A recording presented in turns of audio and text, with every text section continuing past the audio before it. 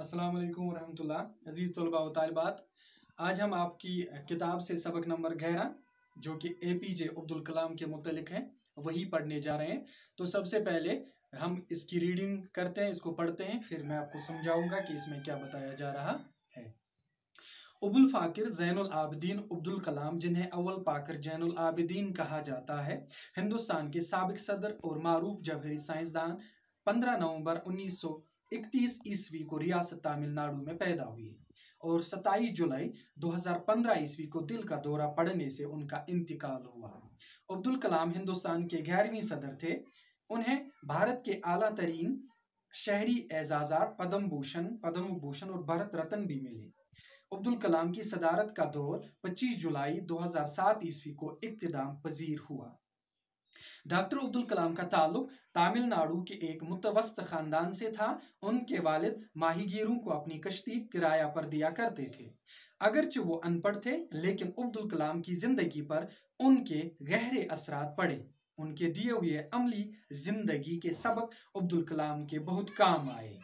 गुर्बत का ये आलम था कि इब्तिदाई तालीम के दौरान अब्दुल कलाम अपने इलाके में अखबार तकसीम किया करते थे। बस आज इतना ही।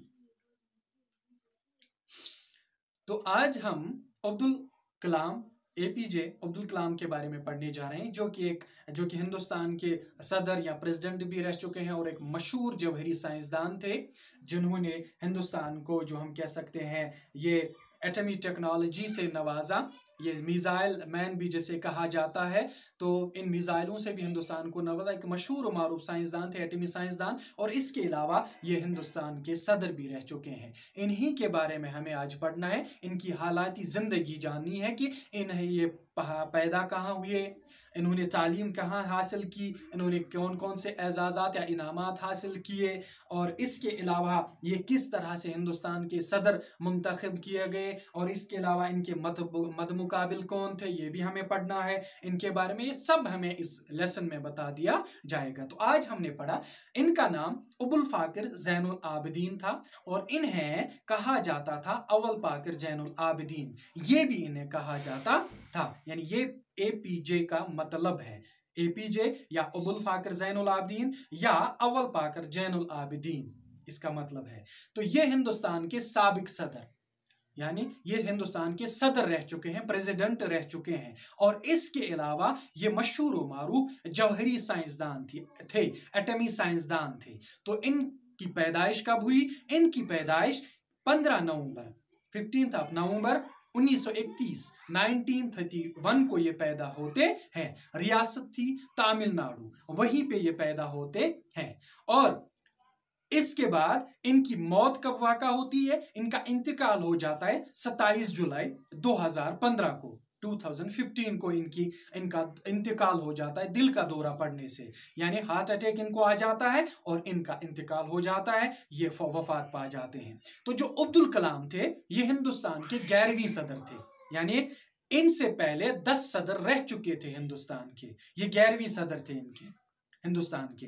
तो इन्हें हिंदुस्तान में इन्हें आला एजाज़ात भी मिले हैं, जैसे पद्म भूषण इन्हें मिला है, भारत रत्न इन्हें मिला है। ये इनामात इन्हें दिए गए इनकी खिदमात के सिले में, यानी जो खिदमात इन्होंने कौम की या हिंदुस्तान के लिए, मुल्क के लिए की है, उनके सिले में इनको ये एजाज़ात दिए गए, उनके सिले में इनको ये इनामात दिए गए। तो ये जो अब्दुल कलाम है, इनकी सदारत का दौर, यानी कब से कब तक ये सदर रह चुके, तो ये 2007 तक, 25 जुलाई से 2007 तक ये सदर रह चुके हैं। यानी 25 जुलाई 2002 को इन्होंने सदर का हलफ उठाया, सदर का ओहदा संभाला, और 25 जुलाई 2007 तक ये इस ओहदे पर फाइज रहे, इस ओहदे पर बरकरार, यानी 5 साल तक ये इस ओहदे पे फाइज रहे।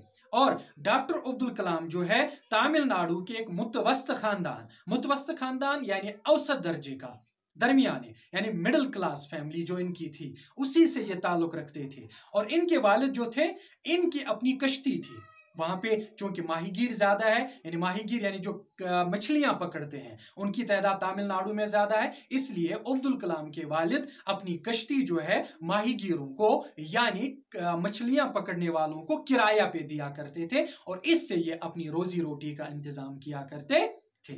تو چونکہ عبدالکلام کے والد جو تھے ان پڑھ تھے، لیکن ان پڑھ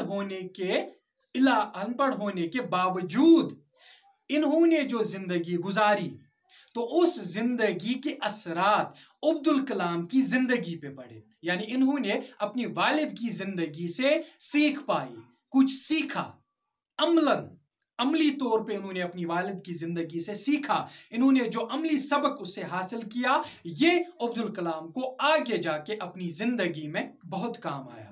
تو ان کی زندگی میں غربت کا یہ عالم تھا، غربت کی یہ تصویر تھی کہ ابتدائی تعلیم کے دوران عبدالکلام جو تھے اپنے علاقے میں اخبارات بیچنے کا کام کرتے